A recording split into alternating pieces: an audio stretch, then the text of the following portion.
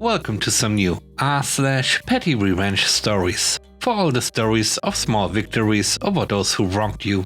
I hope you had a great day. Today we have 3 great stories, so sit back and enjoy the video. The first story is called Let's Call Your Boss. My general manager got the pettiest revenge on some rude bar guests, and it was so satisfying. A group of guys sit at the bar and ordered some burgers. One guy neglects to tell the other bartender that he wanted to add bacon and pulled pork on his sandwich. The bartender asked if he wanted the stuff on the side or a new burger, and he said a new burger, but still wanted to eat the one he had. No problem. He explained he would have to pay for both burgers and said it was fine. When it comes time to pay, the bartender cashed out his tab with the card on file, with his permission, and when he got the bill he was mad he was charged for 2 burgers. The other bartender explained that he had to pay for both because that's what he asked for, and that his other burger was being boxed in the window. He made a scene about it, saying he didn't want the new burger now and wanted a refund. Our bar manager deleted the payment and gave him his new check with the one burger that he ate on it. He paid in cash for the new check, but left like $5 short of his total. Unlucky for them, our general manager saw the entire thing go down. The guy who didn't pay his tab all the way walked out before the other 2 guys that were sitting. They also happened to be wearing their work shirts for our lawn care business with a phone number on it. The other bartender said he didn't mind paying the $5, but my manager said screw that and called the dude's boss.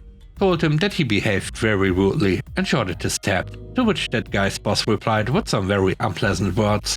Within 5 minutes the guy came back in with the $5 he shorted.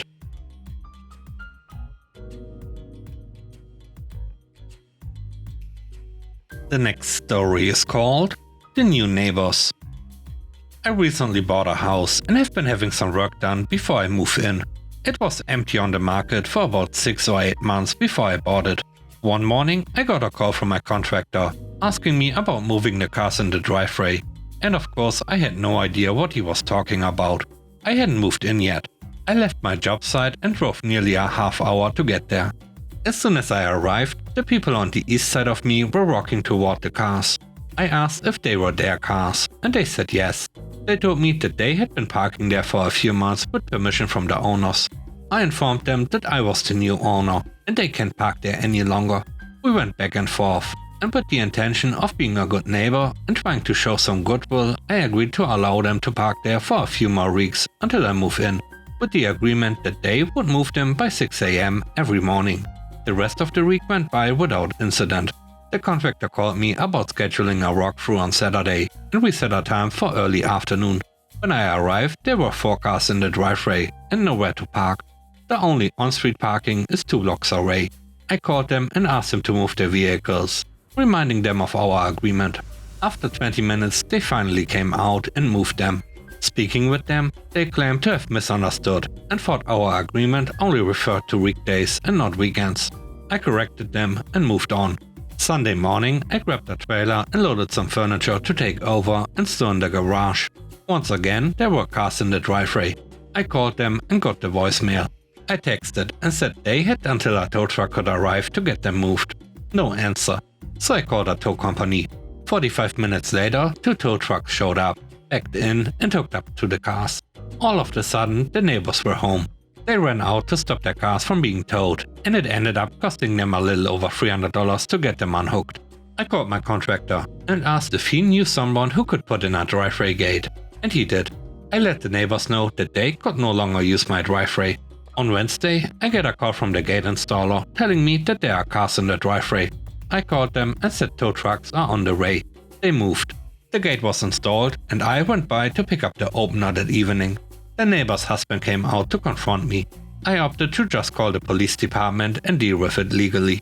That Saturday, I went by to accept an outdoor furniture delivery and check on things when I noticed a towel beside the pool and a small kid's flotation device. My initial thought was that I just hadn't noticed it before, so I wrote it off and threw them both in the trash. On Saturday, the movers arrived with everything and we began moving things in. At about 7 PM, my daughter and I left to go grab some dinner, arriving back at the house around 9:30. The neighbors were in my pool. They were hanging out and using my furniture. When I opened the door and began raising hell, they told the kids to go to the house, and the children ran to a corner of our fence and just walked through. They had cut out the privacy fence so it could be removed, and had been using the pool at their leisure for who knows how long. Again, I called the police and filed a complaint. The dad was arrested for trespassing and an outstanding warrant, and the oldest boy, 20, for an outstanding warrant. I replaced the fence with a new one, because they had destroyed the posts, runners and pickets by removing and reinstalling the panel. Small claims awarded me the total cost of $3,800. The following Monday morning, around 5 AM, the cars were parked in the street where there is no street parking, so I made a phone call. They were gone when I left at 7 AM. I haven't been paid yet, but I did notice a for rent sign in their yard this morning, so that's just as good. The last story is called Think Before You Speak. I worked at a pet insurance company a couple of years ago. Anyone who has worked in customer service or in insurance will know it's a job from hell. People yell at you for things the accounting team has messed up, for things the policy writers have done, and for literally anything that you can't control. But such is life with dealing with the general public. One day I was connected to a telephone Karen, who immediately replied to my cheery greeting with a set of attitude. I knew immediately that call was going to be a rough one. She told me she took her large older dog to the vet for a problem the day before. It turned out her policy didn't cover what she needed for her large dog anymore, as she was getting older, so she wanted to switch policies. I told her I could do that for her, no problem. However, whatever the condition was that she got checked out the day before won't be covered, as it would be listed as a pre-existing condition. That simply would not do for telephone Karen. She started negotiating what she wanted me to do, which was essentially to move her over to another policy. One that would cover the condition her old dog was going to have for the rest of his life, it seems. All the previous conditions too. And if I could take the price down a bit, that would be great. I told her there are really only two options. To keep the policy she had, as it did cover a bunch of other things for her dog that I could see in his file. Or cancel and have no conditions the dog has been diagnosed with in the last 2 years covered at all with any other policy she would take out, with our company or otherwise. I explained there was literally nothing else I could do. Those were the policies as they were written, and I did not make the rules. My telephone manner was calm and polite. I didn't go out of my way to make her mad, just gave her the facts. Telephone Karen started yelling demands and all sorts of curses down the phone, at which point I turned the call's volume down a bit and checked my phone for messages and stuff. This is common.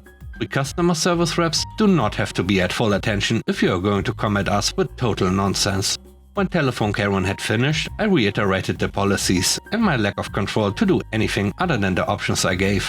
She screamed, literally screamed in my ears. Just go ahead and cancel the policy, and hung up on me. The rules for cancellations were very clear in my job. If a customer said they wanted to cancel, we had to do it immediately. If we didn't, and another payment goes out, etc., we as individuals could be sued and lost our job the same day. So I asked my manager over and explained the situation. She confirmed I had to if she asked me to. It didn't matter in what context. So that's exactly what I did. I had it on record that she asked, well, screamed at me to do it. And we had to cancel our policy if a customer asked us to. I knew the cancellation email had reached her as soon as one of my desk mates flinched after they greeted a new caller. I had a sense that telephone Karen was about to claim another victim with her screeches, so I motioned for them to transfer her to me. I greeted her cheerily again, and she seemed to get even angrier than before, hearing that she'd been transferred to the person who has followed her idiotic order.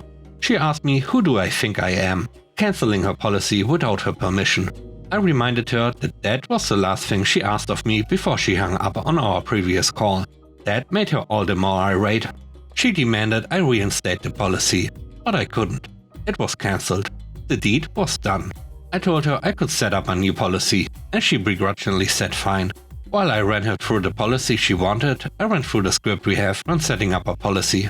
At the part where I said, and no conditions that have been diagnosed or been linked to a condition in the last 2 years will be covered, telephone Karen interrupted me. She asked, the conditions the dog had previously been covered for would still be covered. Right? Right? Wrong. They are all now pre-existing conditions.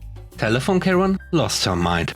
She wanted to speak to the manager, who I'd messaged with the situation all along, as I knew Karen was going to ask for a manager. They always do. The manager told her the same thing I did. I cancelled the policy as she'd asked me to, as we legally had to. I was listening to the conversation, and Carol said, "But I said that when I was angry at that other woman.